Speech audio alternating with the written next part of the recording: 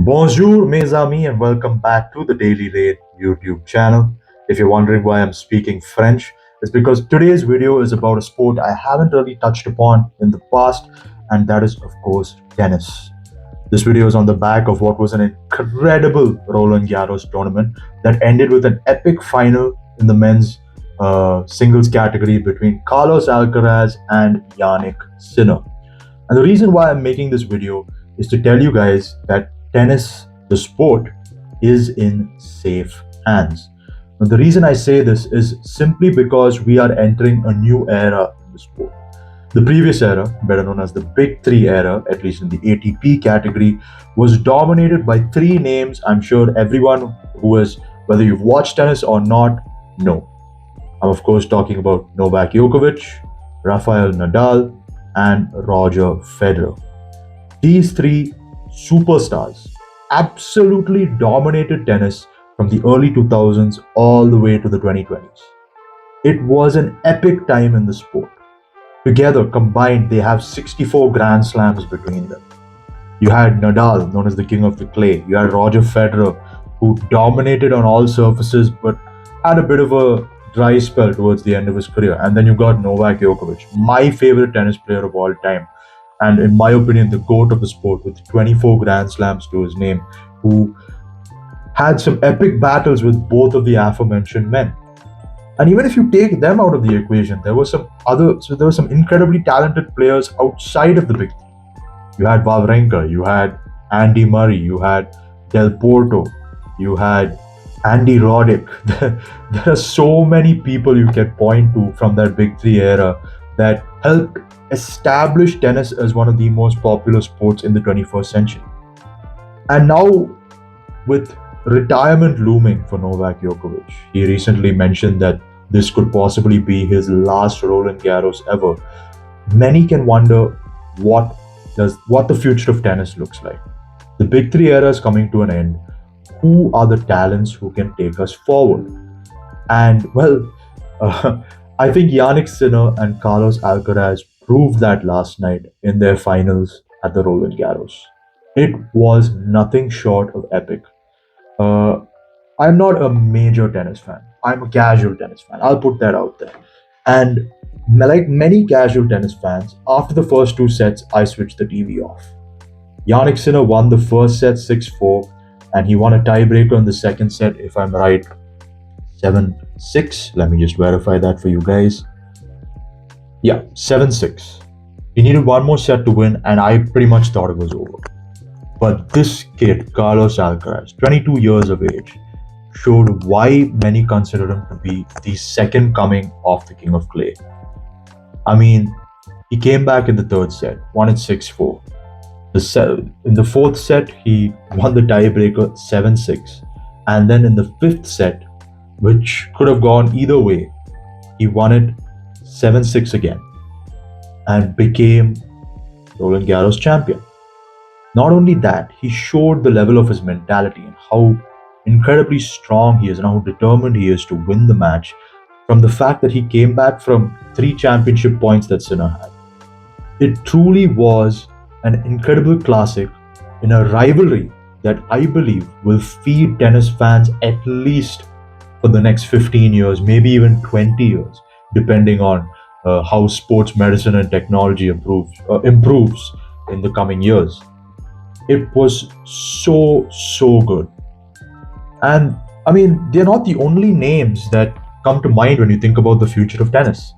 In the ATP, you've got the likes of Jack Draper, you've got Lorenzo Musetti, and you've got Holger Rune. Each of them have yet to reach the age of 25, and they had some great tournaments, or a great tournament at the Roland Garros. These five guys could dominate men's tennis, and you might be thinking, okay, that's men's tennis. What about women's tennis? And the same goes. It's the same story there as well. Women's tennis, much like the Big Three era, had certain names that dominated the early 2000s and the 2020s. I'm, of course, talking about Serena Williams, who has 23 Grand Slams to her name. Even if you don't look at Serena Williams, there were talents like Maria Sharapova, Serena Williams' twin sister, Venus Williams. and several other major names. And in that situation as well, you have people wondering what does the future of women's tennis look like, and you don't have to look further away from, again, the previously concluded Roland Garros. You had Coco Gauff, who came out on top. She's only 21 years of age, which means she's got a long career ahead of her. Sabalenka, yes, she is 27, but she could still play for a really long time to come, and she is currently ranked number one in women's tennis. And even outside of her, you have Swiatek, whom Sabalenka faced in the semifinals of Roland Garros. I believe she is just 22, 23 years of age. Okay, she's 24. But even then, uh, there's Zheng, who's also proven to be a young talent to watch out for, the Chinese tennis player, about 22 years of age. The sport of tennis, I will say this again, like I said at the beginning of the video, is in great hands. If I could just, briefly go back to that final between Alcaraz and Sinner, uh, I got sent a meme recently talking about the final, and I learned that the match between Sinner and Alcaraz was the first ever Grand Slam final between two players born in the 2000s. That is how dominant the Big Three era was. Previously, it equaled the number of finals between men born in the 1990s. The last one was TM versus Zverev the last and only one was TM versus Zverev in the 2020 US Open. So it's understandable why there would be concerns about how tennis is going to be looking going forward. And I'll say it again, Sinner and Alcaraz is just the crux, or the what is the term? A few moments later. Good God. More moments later. It's just the surface. I'll say that. It's just the surface. There is so much talent in the sport of tennis.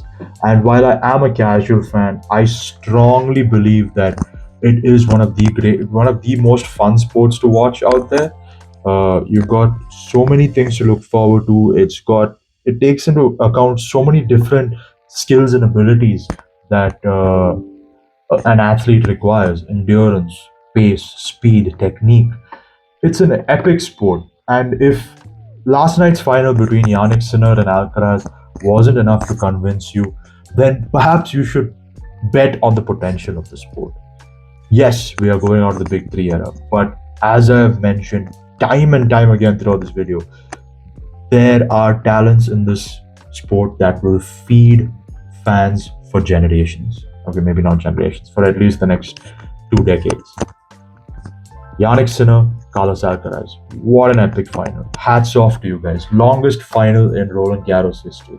Lasted 5 hours, 27 minutes. And I mean, it got the blood pumping within me. I am definitely going to be watching more and more tennis going forward, especially if it's going to be another Alcaraz and Sinner final. Epic match, epic game. You could see the emotions at the end as well. My heart goes out to Sinner. He was feeling it once he gave up that last point. I mean, he put his entire soul into that match. He put in so much hard work into that match. But Carlos Alcaraz at the end of the day was the better man. Such a good finals. Yeah, I mean, I don't think there's much more to talk about. I really just wanted to, get on the hype train before it died down after that match.